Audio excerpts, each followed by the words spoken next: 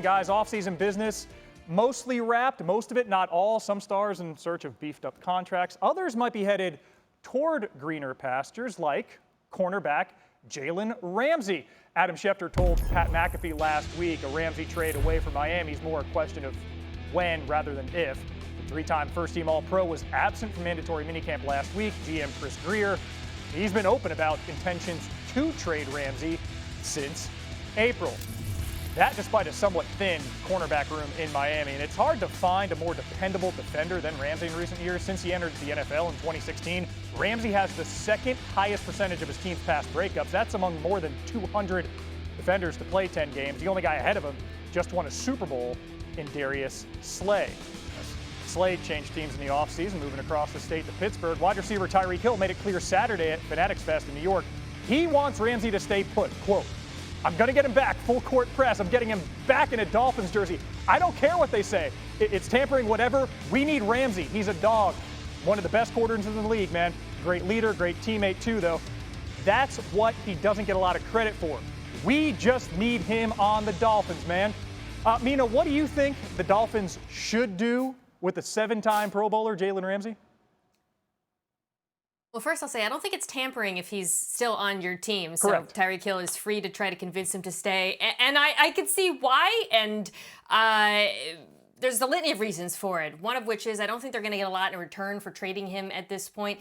The other is his absence would leave a real void in the back end of this defense. I like this Dolphins front. You've got the perpetually underrated Zach Sealer, Kenneth Grant, the defensive tackle they drafted out of Michigan. I think he's stout against the run and also has pass rush upside. Jalen Phillips is coming back. Chalk Robinson was excellent last year.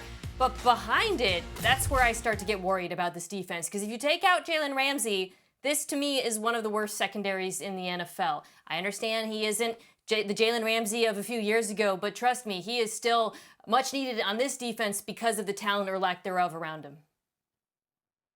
Yeah, they would have to figure out who to replace him with. They are not deep at that position, and that is one of the issues that the Dolphins are confronting here. But everybody I talk to still seems to believe that Jalen Ramsey will get traded, that he and the Dolphins have arrived at a point where they're not going to be able to move on together, that something significant would have to change in order for him to be on the Dolphins this year. So the June 1st date came and went. Obviously, after June 1st, now they have a less of a salary cap impact if they trade him.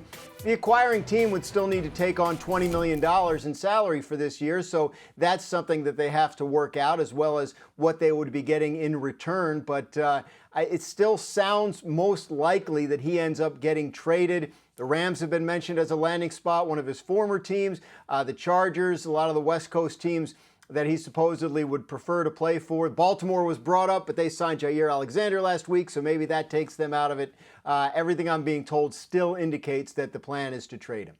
Hawk, let's talk about the guy who made the case to keep Ramsey, Tyreek Hill. 2 years ago, we were talking maybe 2,000 yards for him in a single season.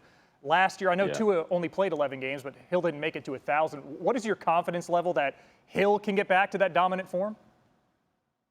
I'm still pretty confident in Tyreek. I think Tyreek has a very rare skill set. And actually, I know it was a funny video everybody saw last week where he ran the 100-meter dash, and he went 10.15. Now, for me, that showed significance for a lot of reasons. Tyreek Hill is getting up there in age. We all understand what happens to receivers as they get older and throughout their career. The thing that goes first is your top-line speed. So by watching that video, it tells me that has been a point of emphasis for Tyreek. That wasn't a time or even a form that you just jump on the track and run. When I watch that video, it tells me he's been on the track. He has been continuing to work and maintaining his long-range speed. So I think in this season, that's where I have hope that as long as Tua stays healthy, which starts with the offensive line, as well as Tua's ability to make sure he's making sound decisions, I think you'll see a bounce-back year from Tyreek Hill because I still think he has a bunch of juice. You talk about those O-line issues. Those aren't new in Miami. Over the last 5 seasons, they rank 31st in pass block win rate of 32 teams. Here are Super Bowl-less teams with the best chance to do it in 2025. The Bills lead the way with a 10% chance per FPI. That's only behind the Eagles and the Chiefs. We got more on Buffalo in a bit, but we have 5 would-be first-timers in the top 15 to hoist the Lombardi Trophy in Santa Clara at Super Bowl 60. We now go on trend, looking at teams looking for their first title, starting with the Lions. Detroit's offense was frankly special last season. Led the league in points per game, ranked second only to the Ravens in yards per game and efficiency. The result was a franchise record 15 wins. Mina Kimes, what needs to happen for the Lions to reach a Super Bowl for the first time, but win the thing? I think the defense needs to be healthy, and they were the unhealthiest defense in football last year, according to FTN Fantasy's adjusted games lost. And I think that return to health, coupled with some of the talent that they added, will help mitigate the offense perhaps taking a little bit of a step back. You get back Aiden Hutchinson, who is one of the best pass rushers in football. You added to the secondary, and you added a run stuffer in the first round of the NFL draft. I really like the direction this defense is going in, and I think they're going to be top 6 or 7 next year. Good felines abound, too, in Cincinnati. Also looking for their first title in franchise history. The Bengals did the lion's share of their work last season on third down, namely Joe Burrow, the comeback player of the year. Co-led the league in passing TDs on third down alongside Jared Goff, and he was second only to Patrick Mahomes on first downs and QBR. Graz, what do these Bengals need to do to get back to a Super Bowl next season and finally win one? Well, Mina says the Lions defense needs to be healthy. The Bengals defense just needs to be competent. They were not last year. They were one of the worst defenses in the entire league.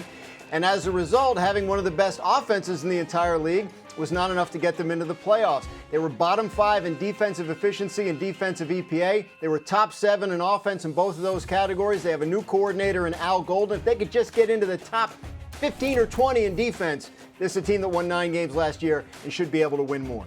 The Chargers are another team looking for their first title, very competent under DC Jesse Minter. The Chargers allowed the fewest points per game, and opponents were least likely to punch it in from the red zone. It was the first time the Chargers led the league in opponent points per game since they won an AFL championship in 1963. Hawk, what's got to happen for Coach Harbaugh and the Bolts to win this year's Super Bowl? They got to keep that trend going on defense. And with Justin Herbert, the thing that you saw from Justin Herbert a year ago, he was a lot more of an efficient QB where we've seen him as a gunslinger. They put him in the shotgun and let him throw it all over the yard. Okay, so last year he's shown the ability to be efficient and very effective. But that's not why you have him. He's a big play waiting to happen. So if he can build on what we saw a year ago with that efficiency, you know Harbaugh's going to want to run the ball. But if he can build on that and still make some lightning and some exciting and down-the-field plays, then I think the Chargers will have enough to get over the hump. And now, as promised, to the Bills, who have been knocking on the door patiently for years. One thing Buffalo did better than anyone ever was limit turnovers. They had 8 total across 17 games last season. That's tied for the fewest in a season since the NFL began tracking turnovers in 1933. And that's a lot of 12, 14, 16 game seasons.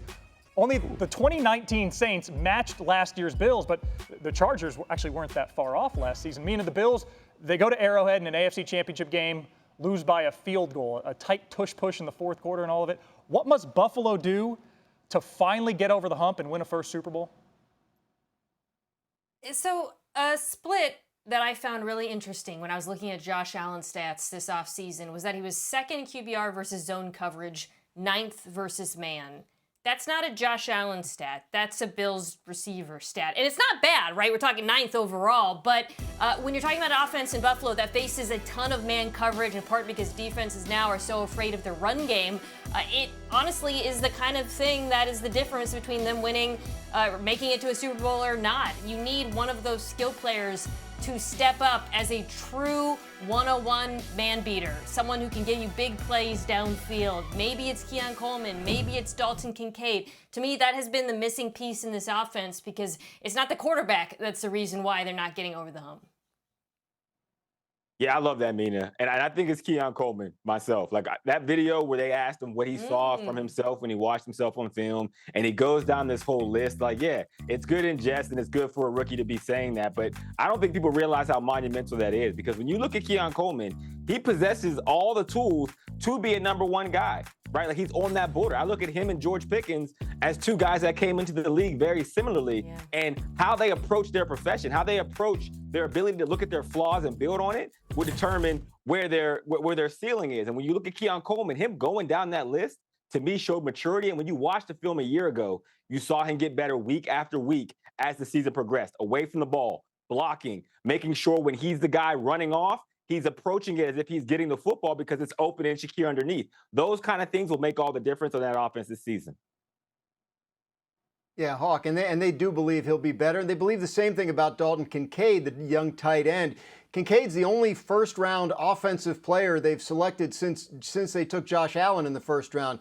Keon Coleman, of course, a very high second-rounder. So those are guys they're looking for to be dynamic playmakers in the passing game. But this is a Buffalo team, guys, that really believes it's right there. And their offseason demonstrated that. They spent it extending guys they already had, keeping their young core intact. They believe that they are doing everything the right way and that one of these years they will be able to get past Patrick Mahomes and Kansas City and reach the Super Bowl as the AFC's representative. One of the easiest schedules, it looks like, in the league. They only leave the Eastern time zone once.